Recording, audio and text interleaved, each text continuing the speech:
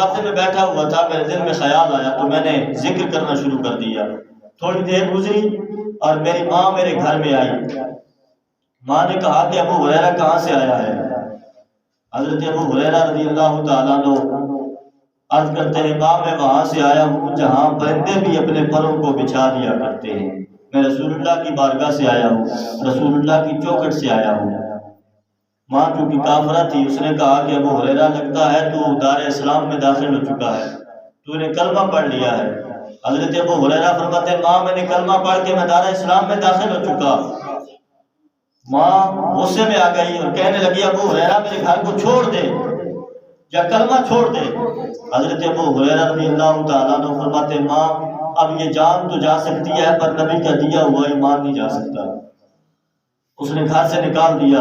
حضرت ابو ہریرہ رسول اللہ صلی اللہ علیہ وآلہ وسلم کی بارگاہ میں آئے۔ حضور نے فرمایا ابو ہریرہ کیا معاملہ ہے؟ پریشانی کی حالت میں میرے پاس آیا ہے۔ عرض کرتے ہیں یا رسول اللہ اپنے گھر میں بیٹھا تھا، کلمہ پڑھنا شروع کر دیا، ماں نے مجھے گھر سے نکال دیا ہے۔ اب رسول اللہ کی بات سنیں، ماں کافرہ تھی لیکن حضور اکرم صلی اللہ علیہ وآلہ وسلم نے فرمایا ابو ہریرہ اپنی بوڑھی ماں کو ناراض کر کے میرے پاس کیا لینے آیا ہے؟ اپنی بوڑھی ماں کو ناراض کر کے، حالانکہ وہ کافرہ تھی، فرمایا اپنی ماں کو ناراض کر کے میرے پاس کیا لینے آیا ہے؟ حضرت ابو ہریرہ رضی اللہ تعالیٰ عنہ عرض کرتے ہیں یا رسول اللہ اپنی بوڑھی ماں کے لیے ایمان مانگنے آیا ہوں، جس رب ذوالجلال نے مجھے ایمان کی دولت سے سرفراز کیا ہے، آپ کی بارگاہ میں آیا ہوں، رب ذوالجلال کی بارگاہ کے اندر دعا فرمائے پروردگار عالم میری بوڑھی ماں کو بھی ایمان عطا فرمائے۔